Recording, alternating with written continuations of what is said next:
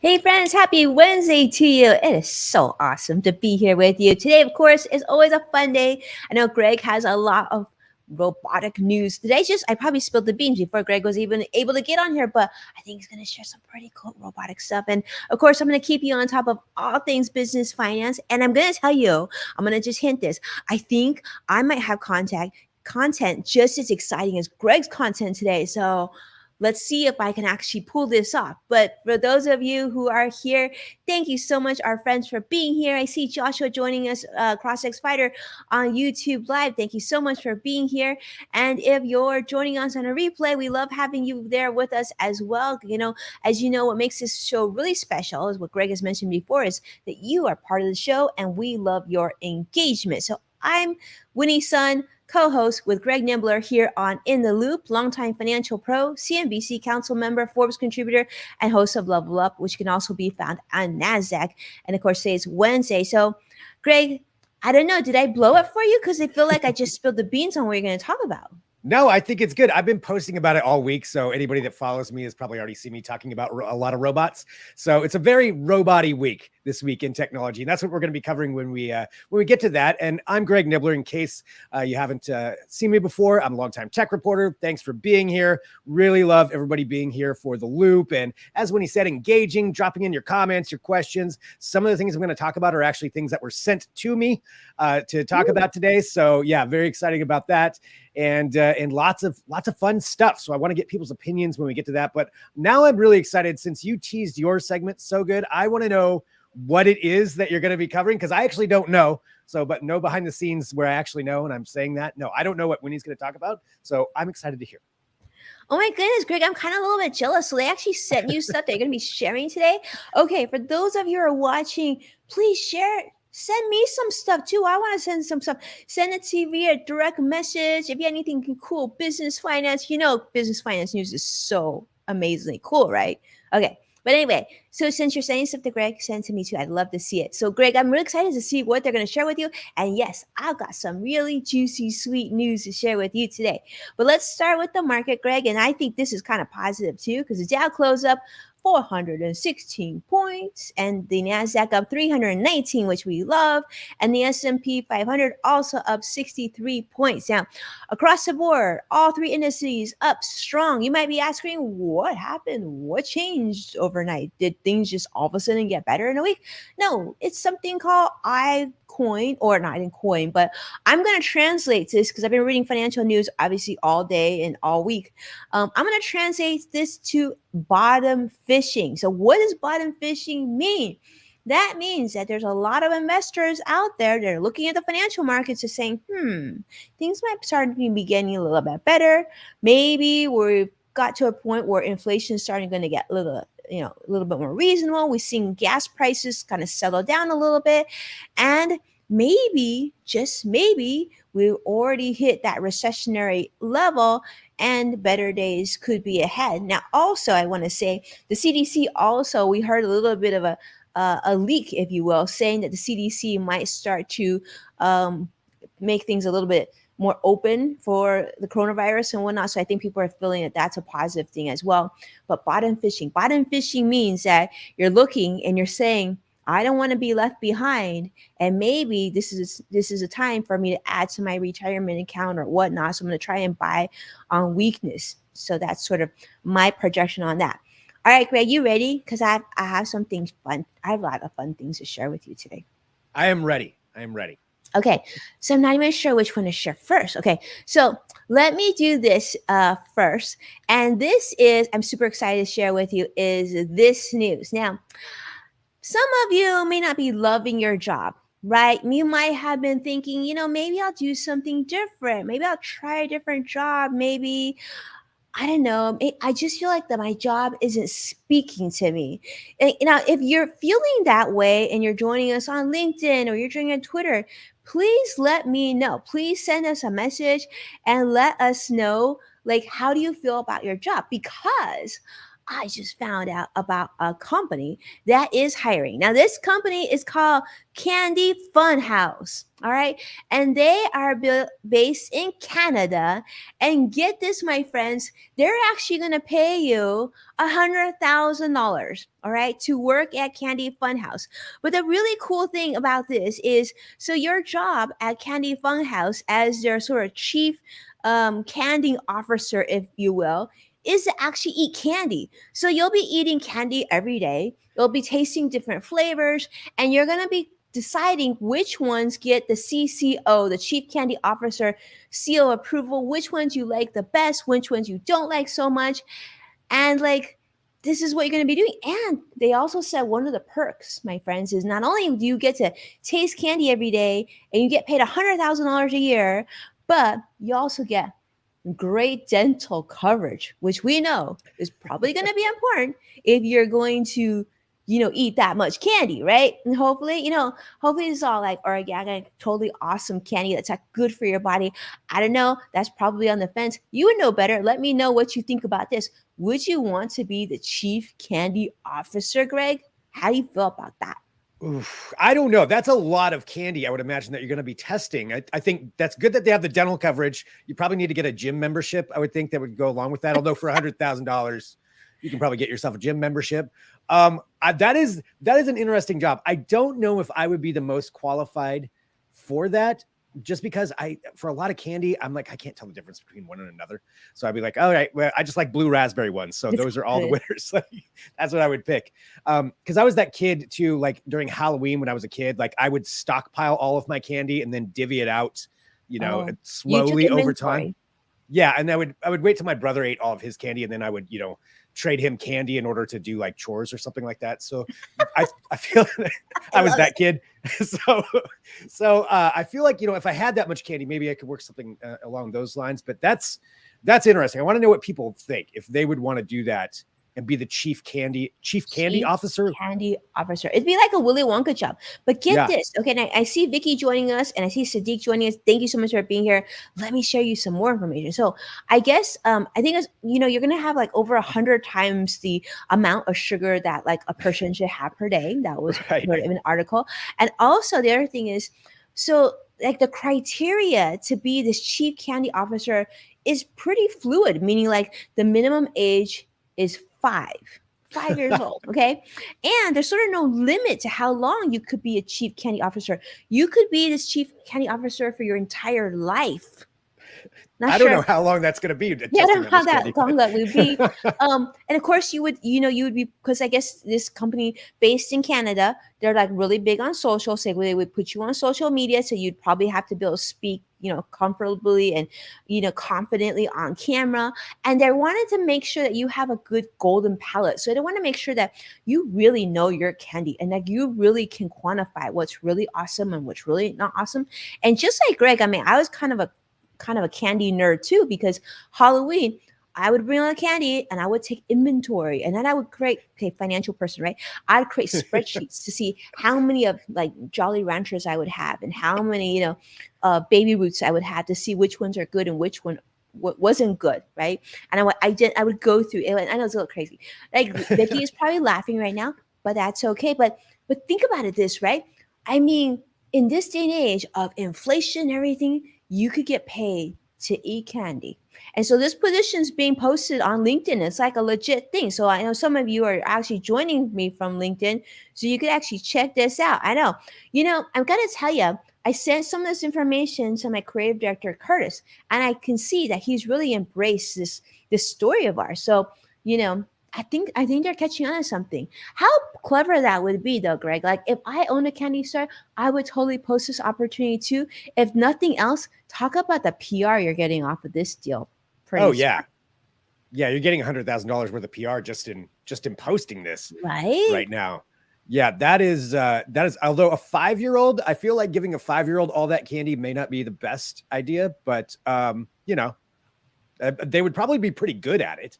They'd be able to tell you what's good or not. I don't know, Greg. Opinion, I just feel like that's that's like diabetes knocking on your door there. Yes, yeah. Starting at 5 years old, you were a candy tester. Yeah, I mean, like soon you won't even be able to fit through that door. But they did say that's one of the benefits. So this position, you could work from home. You could work from the office. You can work from Canada. You can work from, I guess you have a headquarters in New Jersey and Canada. So you could pick your location or you can work from home. I mean, I wonder if is it kind of like a wine tasting thing where you just taste it and like spit it back out, or do you actually have to eat the candy to get the full, the candy? You have to eat the whole candy. Okay. I think you're supposed to eat the whole candy. And like, not only that, they were saying like, this was, I saw it on multiple publications. I saw it on CNBC and NPR and Washington Post were writing about this. And what I thought was really interesting is the article says, well, are they really serious? Like, would they really hire a 5-year-old? And they're saying, well, we recognize that a 5-year-old probably in board meetings and whatnot would be a little distracting, but we're going to be creative and see if we can make this work. So like a typical real like hire would work 40 hours a week, eating candy, sampling candy, doing all things candy.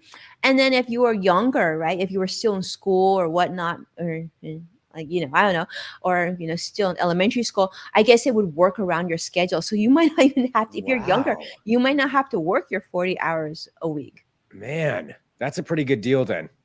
All right. Now I'm considering this. Maybe I should. I still don't think I'm the best candidate though. I'll say it right now, but that looks, I mean, that would be a pretty fun. I definitely would have to go to the gym a lot though. There's no way. Yeah. I think you would just you could never leave the gym. I mean, Greg, yeah, that's all you would have to do. Yeah. Yeah. And so for those of you who are listening to this and watching this, enjoying this, I'm going to give you a challenge. If you see an interesting job posting or something that like makes you just chuckle business wise or finance or post, do you send that to me? Because I want mail just like Greg gets mail. All right. Next thing I want to do is share with you this. Now this thing, Greg, I know that you and I have talked about a little bit before, but this thing I think you're going to really enjoy on. So maybe like you could, use this on top of the candy gig that then you have, right? Which is, so the government is looking to propose a bill that will require airlines to give customers 100% full refund if the airline cancels or significantly delays your flight. I thought this was pretty cool. Ooh. So it's going to be called the cash refunds for flight cancellations.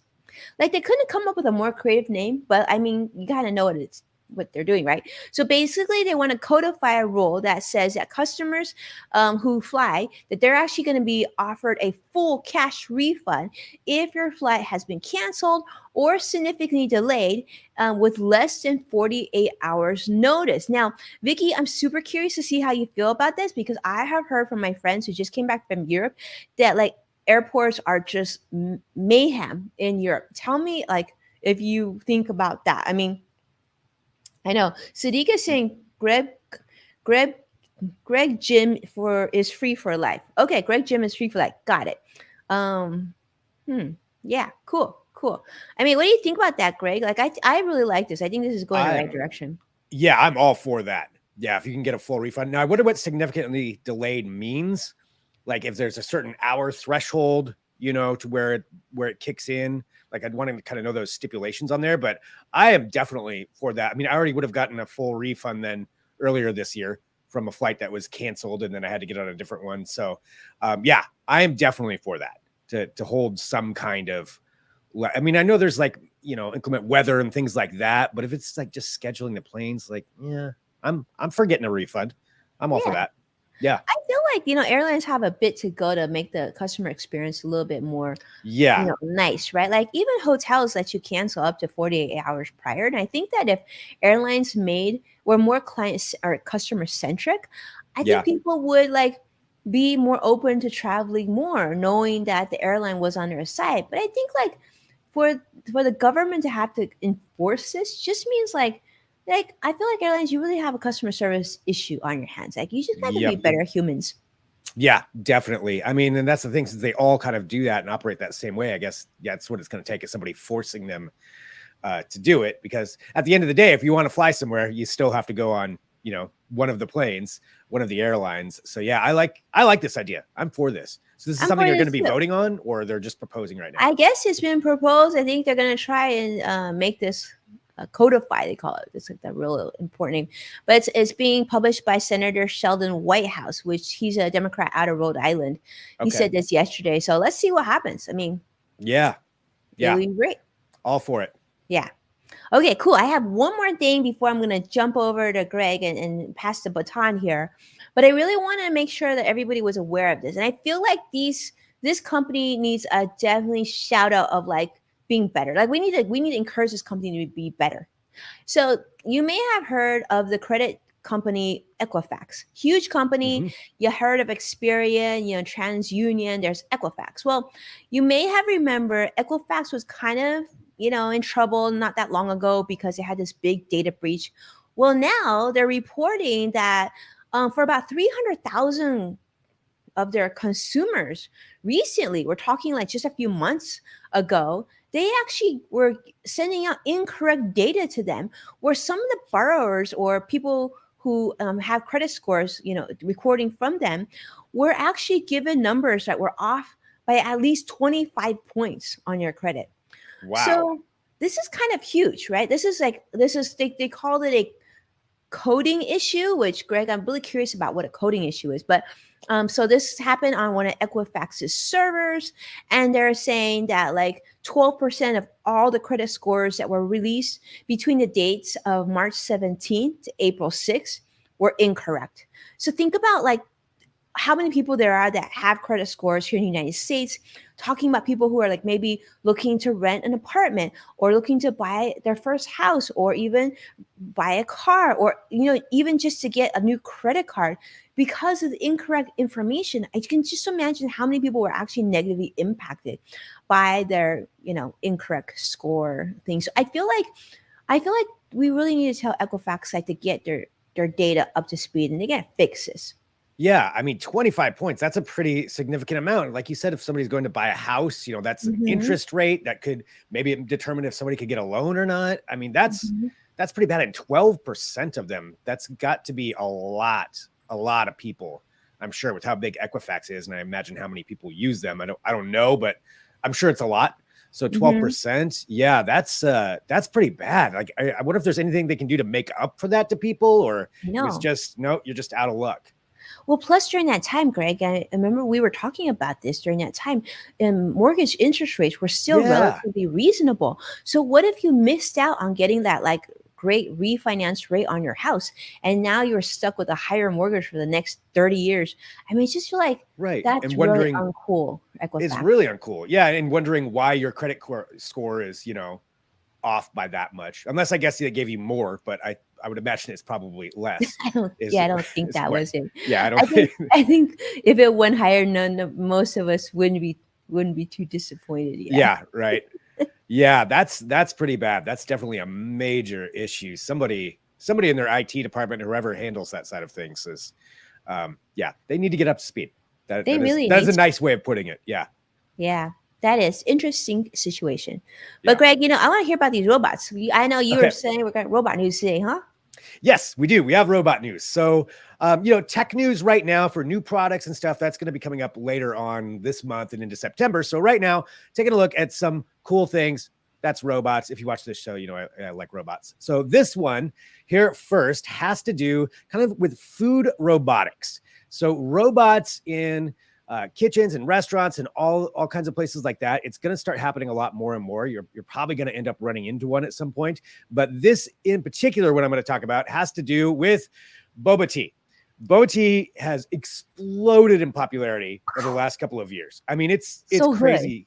Yeah, and I was looking at it, it's like up like I think 2,000% or something like that. Wow. Just ridiculous how many there are. You probably see one. I know here in Portland, just where I'm at, like every food cart pod has one. There's new restaurants all the time or places opening up with it. But this is to expand on that even more. So it's a company called Boba. I'm pretty sure that's how you pronounce it. That's how I'm going to pronounce it. Boba. And they have a Boba Tea Robot that they think is going to help revolutionize boba tea and bring them out to a lot more places. So the way the robot works is you walk up to it. It's got like a little pad there that they said you can highly customize exactly how you want your tea to be, down to a whole bunch of different flavors and all of those things. And then this robotic arm moves along and it makes the tea for you and then hands it off, and boom, you're on your way. So their thought here is a couple of things. One, that it's going to be very fast. They think it'll be a quicker way to get your boba fix.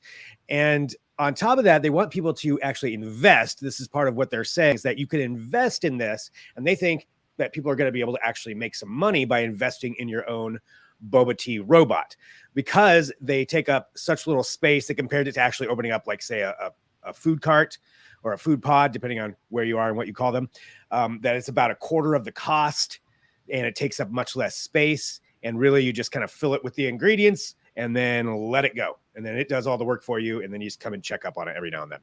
So they think it's an investment opportunity. But yeah, it's pretty cool. Actually, the robotics behind it, because it looks cool. So I would go try it anyway, because it's a robot. As I think Sadiq just said, Greg loves robots. Yes. We love robots. Yeah, I find them fascinating. Some of them scare me, but I find them fascinating. This one doesn't scare me. So they're kind of showing, boba is in America is currently highly concentrated on the coast. So they're saying there's all this opportunity to expand on boba tea, and they think it's going to be a really big thing. $1.9 billion boba boom. That's some good marketing there. So that's what we're looking at, though. A boba tea robot to add, that you may be seeing soon here at like airports or malls or all kinds of different places. I feel like they should have one in that Canadian candy store, like right in the corner in like the employee lounge. It seems like, candy, boba. I mean, why stop at like might as well go full force into the sugar. But Greg, I don't know. I haven't never told you this, but I feel like our friends at Lego should reach out to you, because you know so much about robots, and I know this is a sincere passion of yours. So I don't know. I mean, like, for those of you who are watching, I think you should tag Lego and tag Greg and put them together, because I feel like, I don't know, like Legos, like robots. I love that. I feel like, this. I love that idea. This right now. Yeah, I love that. Thank you. Because yes, I mean, Lego does so much with robotics, and it's just so fun to see kind of the innovation and what people can build. And obviously with Lego, you can build kind of anything that you want. So yeah, seeing how that all works and what people come up with, it's just really, really fun stuff. It's always fun seeing like some of this, the innovation, just what people can create, because it's just whatever you can think of now, the more advanced things are getting, the more you can do. So yeah, I would love to see that. Please tag me. Definitely tag Greg, put them together, so Greg can bring us more of that information. I think it'd be really fascinating, because I do think nowadays, the next generation is so interested in like this boba robot thing. How cool is that? Yeah. Because I know I actually, I had a good friend who was in the boba industry. I mean, not robotics, obviously. And you're right. It's a very, very lucrative industry. The cost was relatively low, right? It was mostly labor costs. But if you take that away, robotics can do so many things, right? It can keep things sanitary. They can they never get tired. They don't need breaks. They don't need lunch breaks. And they probably don't need as much insurance too, to have robotics in, like, I think in the kitchen setting, or, I think there's a lot of roles like you have mentioned before. So I'm really curious to see, Greg, more ways that you can use robotics in other ways. I mean, this was really cool. I didn't expect a boba robot. Yeah, I mean, right.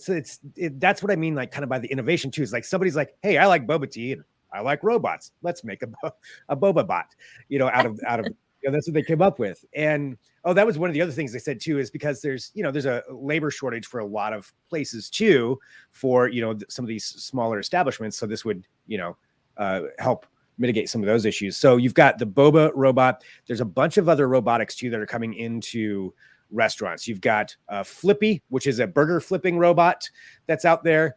Flippy is being used, I think, in White Castle and a few other places are trying out that. And you've got some pizza robots. You've got really a lot of different ones that are kind of being incorporated into quick food. There's one that's converted like a pickup truck into a pizza oven robot that can like pump out pizzas like in 60 seconds. I think it was, maybe it was even less, 45, 60 seconds. So just really, really fascinating things of how, these things that we're so used to, how everything is changing.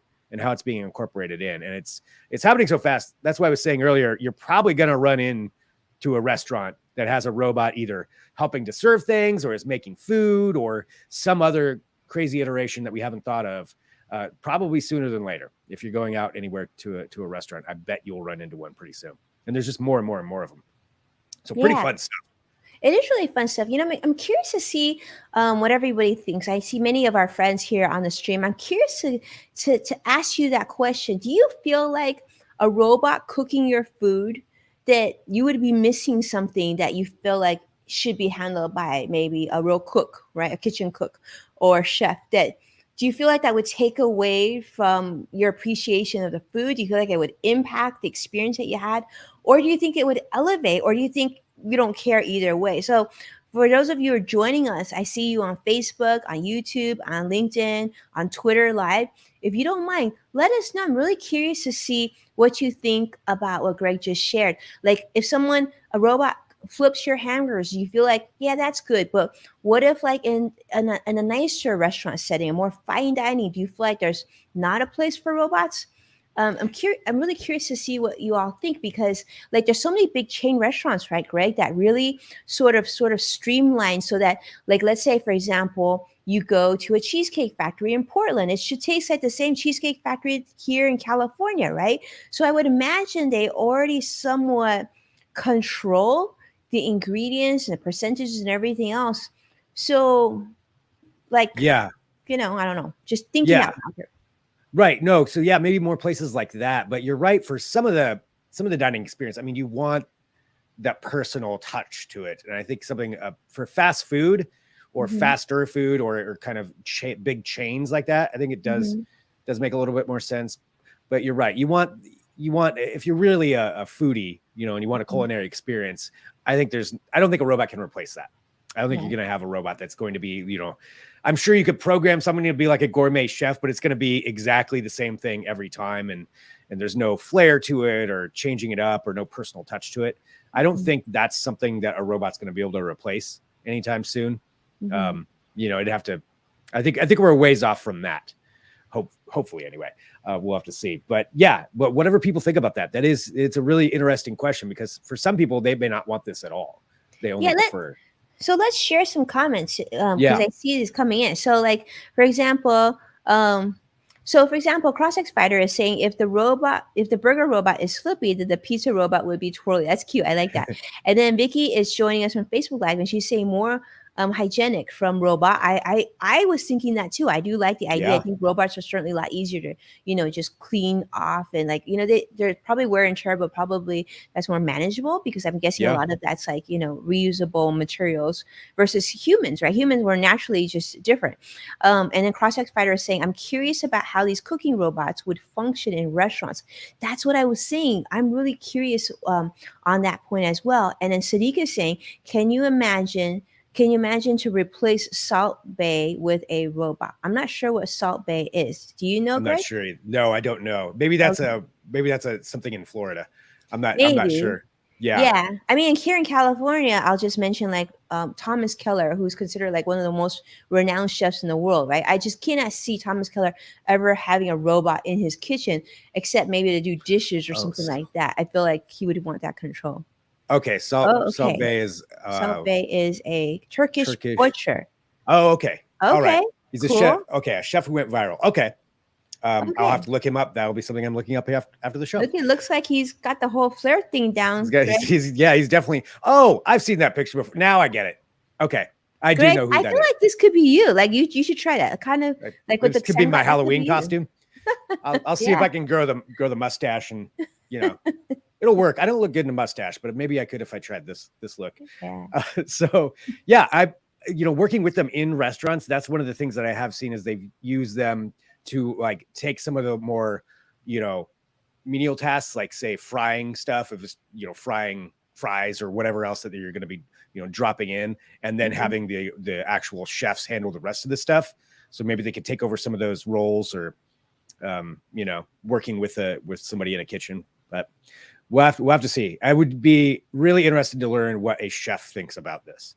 If you're an actual chef or a cook, how you feel about it, because I'm sure they have a different opinion on this than we do, because it's going to be impacting them more than anything else, I guess. But Yeah. yeah. But I think this would be super cool in In-N-Out. I think like we've seen this like Yeah. robots at Krispy Kremes, right, making those donuts. I mean, the Mhm. quality of the donuts is just like consistently good, and I think this would be awesome in In-N-Out. Like I just want, get the, like you said, hamburgers, flippy. Yeah. This sounds great. Yeah. So we'll see. It's a huge industry. So you're going to be seeing a lot more of that, and it's a growing industry. So, so moving on from food robotics, I have a couple other robots to talk about. And this next one is coming from Stanford University. And I thought this was really, really cool. And I want to know what everybody thinks. So it's for a robot diver. So it's called Ocean 1K. And the 1K stands for the fact that it can go up to a kilometer under the sea, which is further than a human realistically could go in any kind of machine, unless you're in a submarine, really. So the reason they're doing this is for that reason, because it can go way under the ocean, and it can explore. They're using it to look at shipwrecks and scientific studies and get to different places, that we haven't really been before. But they're adding in a human element to it too. So the robot itself has a bunch of different thrusters on it that can, zip it around wherever it needs to go. But the top half of it is very humanoid-like. So it's got this stereoscopic vision. So you're getting 3D vision of the cameras, where the eyes are, so you can actually see everything it's seeing. And it's got these hands that are very dexterous that actually provide haptic feedback. So the way that, they're giving some daps, but if the way it works is this can operate autonomously, but there's also a way for a person to control it in a control room. And what they do is, one, they can see everything the robot sees, but as you can see this guy right here, he's got these two specific controllers. What those provide are actual physical feedback. So if the robot is touching, say, this shipwreck or whatever it is, it's there, right there, you feel that as well. So you feel it touching something hard or metal.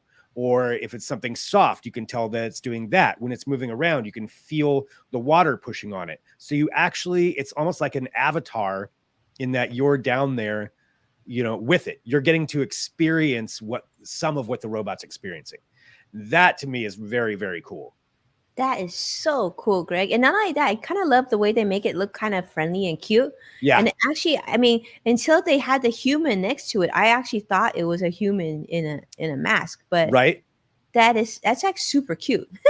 Yeah, it is. And this is the second iteration. So they keep on building more and more of these. So they've got this entire really great article Stanford does just about, the process and where they're at and the things they want to do with it.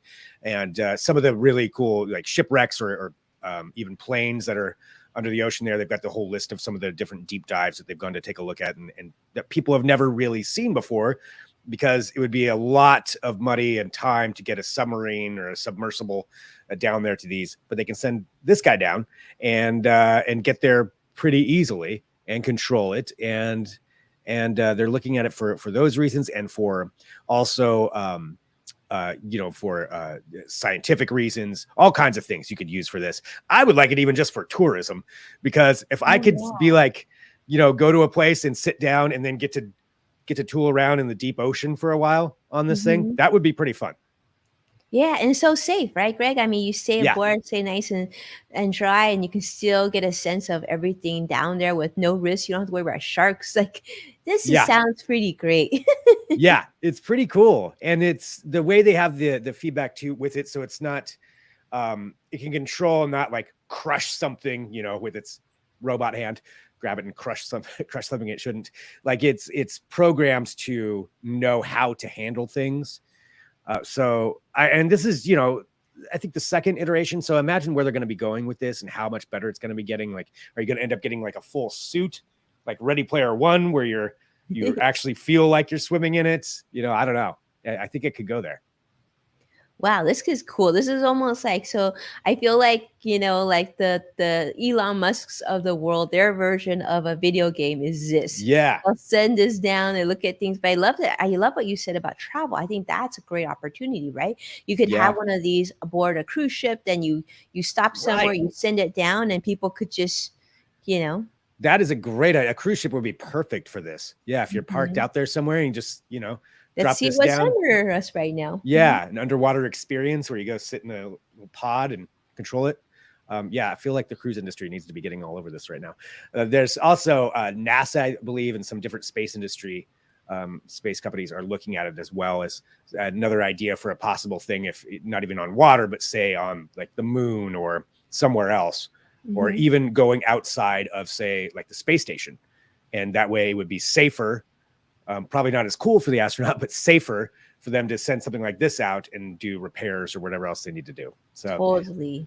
yeah, a lot of pretty cool options there. But yeah, that's the Ocean 1K. So definitely look that up if anybody wants to find out more about it and check out their cool videos and all the things that they're doing with it. So I've got one last one here. You know, speaking of space, this is actually a trending story that just came out today, and it's talking about a professor, I believe, from the University of Nebraska Lincoln campus. They just got a big grant to send essentially a surgeon robot up to the space station to test out if they can do surgeries in space. And this is like remote surgeries. So either you can get into it yourself or have it programmed to do certain things, but it's a pretty cool concept. And so this is brand new. So I'm actually new to this product myself. Like I said, it just came out today, of this article anyway, about them. So it's called Mira. There's kind of a little demonstration right there. I'm taking a look at it too as everybody's watching. And it's a robotic arm that can do incisions, like actual surgeries, but they said it makes very tiny incisions that are much less invasive than a lot of things that we're used to now. And they can, and an actual doctor can control it from wherever they are and do these surgeries. And they're saying, you know, you could put this, it's going to be tested out on the space station. I don't think they're going to actually do surgery on anybody, but they're going to test it out on the space station. But they're saying this is something that could be actually applied here on Earth to all of those many, many, many places where there's not, say, a qualified surgeon, you know, for healthcare. You know, some remote areas or lots of places all around the world that just don't have adequate healthcare. You could put one of these in for pretty cheap and then have a surgeon from somewhere else operate it and be able to, you know, help people out. Wow, how cool would that be, right? I mean, Yeah. 'cause you can kind of see this unfolding, because if they can pull this Mhm. off in space, then like you said, in remote locations where they don't have adequate healthcare, then Yeah. you know, eventually they'll probably streamline this and make it more affordable and more cost effective. It could be like a sous vide machine, it's like all of a sudden Right. you can buy this thing on Amazon, you can have one at home, you can have it, you know, it's like Yeah. it's kind of exciting to see how this is sort of the beginning of what it could be. Like, remember, Greg, when we were talking back then, when we used to wear those pagers, and then you got cell phones, and Yeah. this when I was watching you say this, it just dawned on me, oh my goodness, can you imagine the future based on Right. it? Yeah. You could have your own robot doctor at home or your own Oh kind of yes, that'd be robot so setup great. that could, you know, diagnose everything for you, give you health updates. And then if you know, have something that needs to be taken care of, maybe the Mhm. robot just does it. You know, there's so many possibilities of where that could go. And I love anything that helps people, that makes It helps people. people healthier or helps fix issues, whatever it is. I love that part. The other thing they were mentioning with the space side of things is the further and further that we travel, the more space travel, and it seems like we're getting there again. You know, eventually we're going to Mars and who knows where else. If things happen in space, you're going to need to have some kind of care. And so if you had a robot surgeon right there that could just at least patch up or take care of smaller things, that could be invaluable, you know, when you're It out there. could So be. Yeah, and it's yeah. absolutely. And we think, you know, I know you and I both live in different cities, but both really big cities. And we sort of take really great healthcare for granted because we live Yeah. in these big cities. You know, I have a good friend who lives in Hawaii, and she was saying, well, whatever we do, we don't want to get sick. She goes, because if you get sick, it's so much more difficult to get like the quality of care that you need. She was telling me that for them, like for her kids to get the COVID vaccine, they had to drive over an hour to get the vaccine and Wow. just to get the inventory, because even on such a developed place like Hawaii, it's just still a smaller place, less people, but to Yeah. have this sort of technology, talk about incredible in, like, you know, third world nations or just, you know, smaller rural Hmm. areas where you just enjoy sort of a slower pace, but you still want the benefit of having good quality healthcare. And this could Yeah. be the difference between, you know, life and death. So Yeah. I mean, there's only so many doctors and medical professionals, out there in the world. So they can't be everywhere. And definitely there's places with, like you said, we're very fortunate here to have access, but so many people don't. So if this could help fix some of those issues and get people at least access to some basic healthcare or even advanced healthcare like a surgery, all for it. I love that kind of innovation. See where it goes. Awesome. So kudos to them for that study. So they're going to be setting that up, and then they'll, see how it works up there and testing things out. And they're not the only ones that are working on these kind of virtual healthcare too, or robotic healthcare. There's a lot of companies out there working on it. So always fun stuff just to see where it's going. See what we're going to get with that. So those are my robot topics for the week. Very cool. That I've got. Yeah. Thank you. Thank you for sharing. And thanks to everybody too who's been sending in topics. I really, really appreciate that. Just anything interesting you see that you want to talk about that you think is cool, tag me in it or send me a message. I'm on all kinds of platforms, so please get a hold of me. I'll always write back. It's always fun to talk about this stuff. There's so many cool things happening. That's why I like to share just a few of them here. But please share the cool things you find with me. I would appreciate that. And thank you so much for watching. We appreciate, and we'll be coming back to you next week. But yeah, definitely send Greg and I any information. Keep in touch. And of course, if you do share it on social, which we hope that you do, please tag us so we can thank you probably on the show. But thank you so much for all your support. We wish you well. And I guess, Greg, we're going to see everybody next week. Yeah. Yeah. I will say a teaser next week, new phones. I'll be talking about some new phones. New phones. Day of too. So we got some cool stuff next week. So you'll definitely want to tune in. But yeah, I think that's it. That's it for now. Thank you so much, everybody. And we will talk to you next week. Sounds good. Take care. Bye-bye.